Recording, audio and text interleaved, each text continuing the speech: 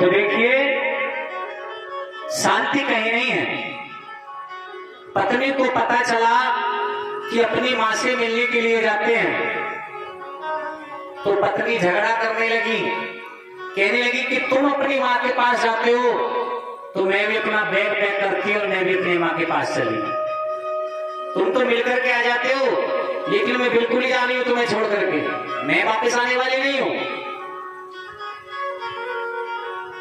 अब बेटा ने मां से कहा कि मां, हमारी पत्नी ने तो ऐसा कहा है कि अगर तुम अपनी मां से मिलने के लिए जाओगे तो मैं भी अपना बैग पैक कर रही हूं और अपनी मां के पास जा रही हूं, सदा सदा के लिए जा रही हूं, तुम्हें तलाक दे रही हूं। बात यहां तक पहुंच गई। मां ने बहुत समझाया बेटा को, लेकिन बेटा मां से बहुत प्रेम करता था। बेटा ने कहा कि मां, मैं उसे छोड़ सकता हूं, अगर वो मुझे छोड़ सकती है तो उसे छोड़ सकता हूं, लेकिन तुझे नहीं छोड़ सकता। और देखिए ऐसा ही बेटा होना चाहिए।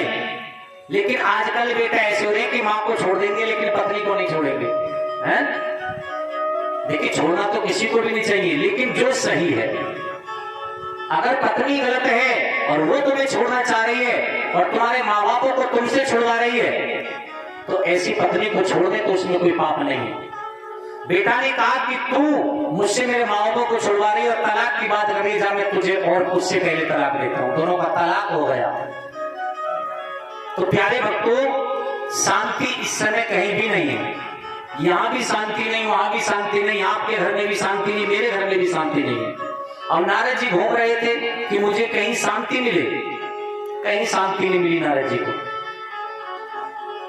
अब जैसे नारद जी घूमते घूमते वृंदावन की ओर पहुंचे हैं, तो नारद जी ने वृंदावन की ओर जाकर के जैसे ही देखा तो वहां एक स्त्री थी, जवान स्त्री,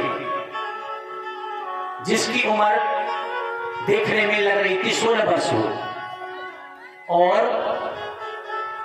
उसके यहां उसके पास 2 बेटे थे, लेकिन दोनों बेटों की उम्र कितनी थी? देखने में बूढ़े लग रहे थे, बिल्कुल बूढ़े।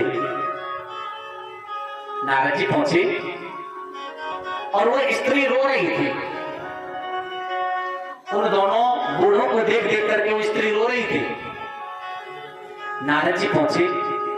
नारद जी ने कहा कि आप कौन हैं और क्यों रो रही हैं, हमें ये तो बताओ।